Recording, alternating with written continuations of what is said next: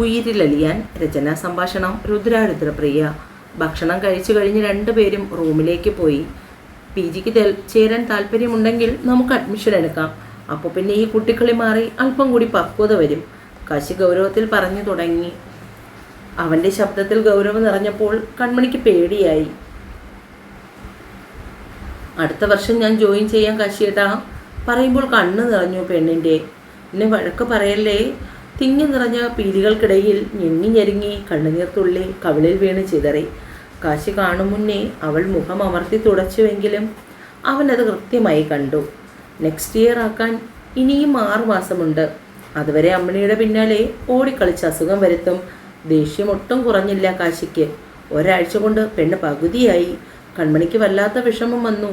അവൾ പതിയെ റൂമിൽ നിന്നും പുറത്തേക്ക് ഇറങ്ങി പൊട്ടിക്കരച്ചിലൂടെ താഴേക്ക് പോയി. താൻ വഴക്ക് പറഞ്ഞത് അല്പം കൂടിപ്പോയെന്ന് കാശിക്ക് അപ്പോഴാണ് മനസ്സിലായത്. എങ്കിലും അവൻ പിന്നാലെ പോയില്ല. മര്യാദയ്ക്ക് ഭക്ഷണം കഴിക്കില്ല. 20 വയസ്സായി. കൺമണി ചെല്ലുമ്പോൾ അച്ഛൻ തൊടിയിൽ തേങ്ങ ഇടിക്കുവാണ്. അവൾ നേരെ പത്മത്തിൻ്റെ റൂമിലേക്ക് ചെന്നു. ആ നേരത്തെ മെഡിസിൻ കഴിച്ച് അമ്മയ്ക്കൊരു ഉറക്കമുണ്ട്. അവൾ ചെല്ലുമ്പോൾ പത്മം ഉറക്കമായിരുന്നു. നേരെ ചെന്ന് പത്മത്തിൻ്റെ കൂടെ കിടന്നു. കാശി കൺമണിയെ തിരക്കി താഴേക്ക് വന്നു. പുറത്തൊന്നും കാണാഞ്ഞപ്പോൾ മനസ്സിലായി അടുക്കളയിലോ അമ്മയുടെ അടുത്തോ കാണുമെന്ന്. പിന്നെ നേരെ റൂമിലേക്ക് ചെന്നു. അമ്മയെ കെട്ടിപ്പിടിച്ച് കിടക്കുന്നത് കണ്ടപ്പോൾ സങ്കടം തോന്നി. താൻ വഴക്ക് പറഞ്ഞത് സങ്കടമാണ് പെണ്ണിന്. അമ്മയെ ഉണർത്താതെ അവളുടെ അടുത്തിരുന്നു. കണ്ണാ കണ്ണാ. അവൾ മൈൻഡ് ചെയ്യുന്നില്ലെന്ന് കണ്ടപ്പോൾ, ഡി പെണ്ണെ, മര്യാദയ്ക്ക് അമ്മയെ ശല്യം ചെയ്യാതെ വരുന്നുണ്ടോ നീ? എനിക്കൊന്ന് പുറത്തു പോകണം. ഇടാനുള്ള ഡ്രസ്സ് എടുത്ത് വയ്ക്ക്. കാശി റൂമിന് പുറത്തേക്ക് ഇറങ്ങി. കൺമണി പിന്നാലെ മുഖവും വീർപ്പിച്ച് ചാടി തുള്ളി ചെന്നു. റൂമിൽ കയറിയതും പിന്നിൽ ഡോർ അടഞ്ഞു. കൺമണി നോക്കുമ്പോൾ ഇടുപ്പിൽ ചുറ്റി തന്നെ വലിച്ച് ശരീരത്തിൽ ചേർത്ത് കഴിഞ്ഞു കാശി. അവൻ്റെ കയ്യിൽ കിടന്ന് കൺമണി കുതറി. എന്നെ വിടൂ കാശിയേട്ടാ, ഞാൻ പിണക്കമാ. ആരോട്? എന്നോടോ? ആ അതെ. എന്നെ വഴക്ക് പറഞ്ഞില്ലേ? അവനോട് ചേർന്ന് നിന്നു കൺമണി. പിന്നെ വഴക്ക് പറയാതെ അവളെ കണ്ണാടിയുടെ മുന്നിൽ കൊണ്ട് നിർത്തി. ഇതെന്ത് കോലമാ കണ്ണാ. നിന്നെ ഒന്ന് ചേർത്ത് പിടിക്കാൻ പേടിയാവുന്നു. ആഹാരം കഴിക്കാതെയും ശരീരം ശ്രദ്ധിക്കാതെയും ഈ പരിപാടി പറ്റില്ല. സോറി കാശിയേട്ടാ, ഇനി ഇങ്ങനെ ഒന്നും ഉണ്ടാവില്ല. ഒരു തവണത്തേക്ക് ക്ഷമിക്കൂ പ്ലീസ്. അവനെ വലിച്ച് തന്നോട് ചേർത്ത് കഴുത്തിൽ ചുണ്ട് ചേർത്തു കൺമണി. പിന്നെ കവിളിലും കണ്ണിലും നെറ്റിയിലുമൊക്കെ അവളുടെ നിശ്വാസം പതിഞ്ഞു. അല്ല, എന്താ ഉദ്ദേശം? കാശി മീശയും കടിച്ചുകൊണ്ട് ചോദിച്ചു. കൺമണി ചുമല് കുച്ചി. അതല്ല, എന്തോ ഉണ്ട്. ഈ മുഖം കണ്ടാൽ അറിയില്ലേ? എനിക്ക് കാശിയേട്ടനെ സ്നേഹിക്കാൻ തോന്നുവാ. കാശി അവളെ വലിച്ച് നെഞ്ചിലേക്കിട്ടു. എനിക്കും സ്നേഹിക്കാൻ തോന്നുന്നു കണ്ണേ. പക്ഷേ നിൻ്റെ ഈ ആരോഗ്യം വെച്ച് ഞാൻ എന്തെങ്കിലും ചെയ്തിട്ട് ഒടുവിൽ അമ്മയുടെ മുഖത്ത് നോക്കാൻ പറ്റാതാകും. അതുകൊണ്ട് ആരോഗ്യം മെച്ചപ്പെട്ടിട്ട് നമുക്ക് കാര്യമായി സ്നേഹിക്കാം. അത് കേട്ടപ്പോൾ കൺമണിയുടെ മുഖത്ത് അതുവരെ ഉണ്ടായിരുന്ന സന്തോഷം വിട്ടകന്നു. കണ്ണാ, നിനക്ക് സുഖമില്ലാതിരിക്കുകയല്ലേ കുഞ്ഞേ? അതല്ലേ ഞാൻ. വേണ്ട. കൺമണി മുഖം വെട്ടിച്ച് ബെഡിൽ കയറി കിടന്നു. അവൾ കുറച്ചുകൂടി ചുമരിനോട് ഒട്ടിപ്പിടിച്ചു കിടന്നു. കാശിയും അവളോട് ചേർന്ന് കിടന്നു. ലൂസ് പലാസയും ടോപ്പുമാണ് വേഷം. ടോപ്പിനിടയിലൂടെ കൈ കടത്തി അവളുടെ വയറിൽ പിച്ചി. വേണ്ട, കാശിയേട്ടന് എന്നെ ഇഷ്ടമല്ല, അതുകൊണ്ടാ. അങ്ങനെ ഞാൻ പറഞ്ഞോ? എനിക്കറിയാം. കൺമണി കാശിയുടെ കൈ അടർത്തി മാറ്റി. എന്നെ തൊടണ്ട. തൊടാണ്ടിരുന്നാൽ എങ്ങനെ സ്നേഹിക്കും? കാശിയും വിട്ടുകൊടുത്തില്ല. കാശിയുടെ കൈ ഇടതടവില്ലാതെ പെണ്ണിലേക്ക് ചലിച്ചു. പെണ്ണ് അതിനനുസരിച്ച് പൊട്ടിച്ചിരിച്ചു. ചെറിയ ചെറിയ ചുംബനങ്ങൾ തുടങ്ങി. പിന്നെ അത് വന്യമായി. അപ്പോഴാണ് കാശിയുടെ ഫോൺ ശബ്ദിച്ചത്. കോൾ എടുക്കുമ്പോൾ വിശ്വമാണ്. എന്തൊക്കെയോ കാര്യങ്ങൾ പറഞ്ഞേൽപ്പിച്ചു. അപ്പോൾ ബാക്കി രാത്രിയിൽ. അവളുടെ ചുണ്ടിൽ മുത്തിയിട്ട് മാറി കാശി. ഉച്ചയ്ക്ക് കഴിക്കാനിരിക്കുമ്പോൾ കൺമണിയുടെ പഠിത്തകാര്യം കാശി വീണ്ടും പറഞ്ഞു. എന്തായാലും PG ക്ലാസ് തുടങ്ങും വരെ അവളെ വീട്ടിലിരുത്തണ്ടെന്ന് തീരുമാനിച്ചു. അതിന് കാശി തന്നെ ഉപായവും കണ്ടുപിടിച്ചു. ടൗണിൽ കമ്പ്യൂട്ടർ സെൻറ്ററിൽ 6 മാസത്തെ കമ്പ്യൂട്ടർ കോഴ്സിന് ചേർത്തു. രാവിലെ 10 മുതൽ 3 വരെ. അതാകുമ്പോൾ വെറുതെ ഇരിക്കേണ്ട, പഠിപ്പ് നടക്കും. ഈ കോഴ്സ് കഴിയുമ്പോൾ PGയുടെ അഡ്മിഷൻ ആകും. എല്ലാവർക്കും സമ്മതം. പക്ഷെ കൺമണിക്ക് മടിയായി. ഞാൻ ഒറ്റയ്ക്ക് പോകണോ? കൺമണി ചുണ്ട് പിളർത്തി. വേണ്ട, പോകുമ്പോൾ അമ്മണിയെ കൂടെ കൂട്ടിക്കോ. കാശി പറഞ്ഞപ്പോൾ കൺമണിക്ക് ദേഷ്യം വന്നു. അച്ഛൻ്റെയും അമ്മയുടെയും ചിരിയും കൂടി കണ്ടപ്പോൾ പെണ്ണിൻ്റെ മുഖം വീർത്തു. അവൾ ചാടിത്തുള്ളി റൂമിലേക്ക് പോയി. പിന്നാലെ കാശിയും. ഇരുവരുടെയും പോക്കു നോക്കി പത്മവും അമ്മാവനും ചിരിച്ചു. രാത്രിയിൽ കാശി റൂമിൽ നോക്കുമ്പോൾ കൺമണിയെ കാണാനില്ല. താഴേക്ക് വരുമ്പോൾ അമ്മയുടെ റൂമിന് മുന്നിൽ നിൽപ്പുണ്ട് ആള്. എൻ്റെ കണ്ണേ, മോള് മുറിയിൽ പോയി കിടക്ക്. കാശി അവിടെ അല്ലേ? ഇല്ല, ഞാനിന്ന് അമ്മയ്ക്കൊപ്പം ഇവിടെയാ. കൺമണിയും വിട്ടുകൊടുത്തില്ല. എന്താ രണ്ടാളും കൂടി പിണങ്ങിയോ?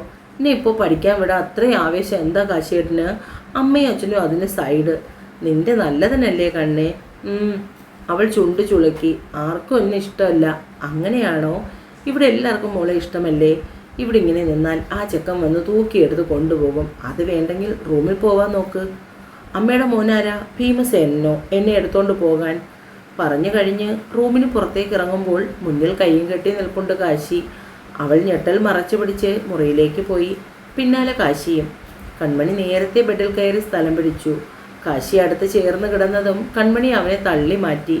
വേണ്ട കാശിയേട്ട, എന്നോട് മിണ്ടണ്ട, ഞാൻ പിണക്കാണ്. വേണ്ടേ?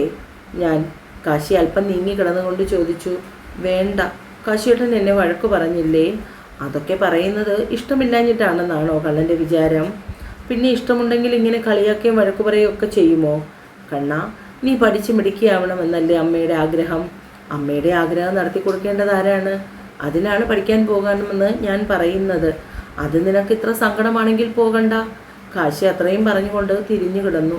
കൺമണിക്ക് അത് കേട്ടപ്പോൾ സങ്കടമായി. അവൾ നിരങ്ങി കാശിയുടെ അടുത്തേക്ക് വന്നു. അവനെ ചേർന്ന് കിടന്ന് വയറിൽ കൂടി കൈയെടുത്ത് വെച്ചു. കാശി അവളുടെ നേർക്ക് ചരിഞ്ഞു കിടന്ന് അവളെ നെഞ്ചിൽ ചേർത്ത് കിടത്തി. പിണക്കം മാറിയോ കണ്ണാ? കാശിയേട്ടന് പിണക്കമുണ്ടോ എന്നോട്? എന്തിനാ കണ്ണാ നിന്നോട് പിണക്കം?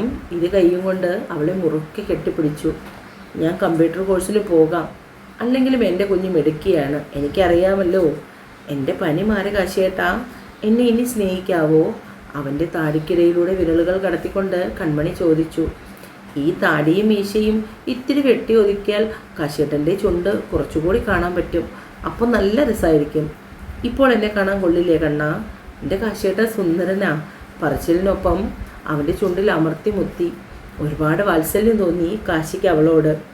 അവളെ നെഞ്ചിൽ കുറെ കൂടി ചേർത്ത് കിടത്തി. ഞാനിങ്ങനെ കിടന്നാൽ കാശിയേട്ടന് വേദനിക്കും. അവൾ അവൻ്റെ നെഞ്ചിൽ നിന്നും ഞരങ്ങി ഇറങ്ങി. അവളുടെ പതുപതുത്ത മാറിടം കാശിയുടെ നെഞ്ചിലമർന്നു.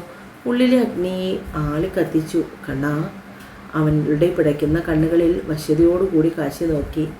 ആ നോട്ടം താങ്ങാൻ കഴിയാതെ കൺമണി മുഖം താഴ്ത്തി. കാശി അവളെ ബെഡിൽ ചായ്ച്ചു കിടത്തി. അവളുടെ ചുണ്ടിൽ വിരലോടിച്ചു. കൺമണി അവൻ്റെ കയ്യിൽ പിടിച്ചു വെച്ചു. കാശി അവളുടെ കണ്ണുകളിൽ ചുംബിച്ചു. കവളിലും നെറ്റിയിലും ആവേശത്തോടെ ചുണ്ട് ചേർത്തു. മുഖം ഇരു കൈയിലും കോരിയെടുത്തു. പാതി വിടർന്ന് തടിച്ച ചുണ്ടിൽ ചുണ്ട് ചേർത്ത് നുണഞ്ഞു. മുഖം മുഴുവനും അവൻ്റെ ചുംബനപ്പൂക്കൾ വർഷിച്ചു. അവളുടെ കഴുത്തിലൂടെ കാശിയുടെ ചുണ്ട് അരിച്ചിറങ്ങി. അവളുടെ കാതിലും കമ്മലിലും ചേർത്ത് അവൻ കടിച്ചെടുത്തു. കാശിയേട്ടാ കണ്ണേ. കാശിയുടെ പല്ല് കൺമണിയുടെ കഴുത്തിൽ പിടിച്ച് കാശിയുടെ പല്ല് കൺമണിയുടെ കഴുത്തിൽ പിടച്ചു നിൽക്കുന്ന പച്ച ഞരമ്പിൽ ചുംബിച്ചു. അവിടെ നാവിനാൽ ഒഴിഞ്ഞ് ഇടയ്ക്കിടയ്ക്ക് കഴുത്തിൽ ചുംബിച്ചും നാവുകൊണ്ട് തലോടിയും അവളുടെ കഴുത്ത് മുഴുവനും അവൻ ചുംബിച്ചു. പിന്നെയും അവളുടെ ചുണ്ടിൽ ചേക്കേറി അത് വീണ്ടും നുണഞ്ഞുകൊണ്ടിരുന്നു. അവൻ്റെ ചുണ്ട് കൺമണിയുടെ മാറിലേക്ക് ചലിച്ചു. കൺമണി പുളഞ്ഞുകൊണ്ട് അവൻ്റെ മുടിയിൽ വിരൽ കൊഴുത്ത് വലിച്ചു.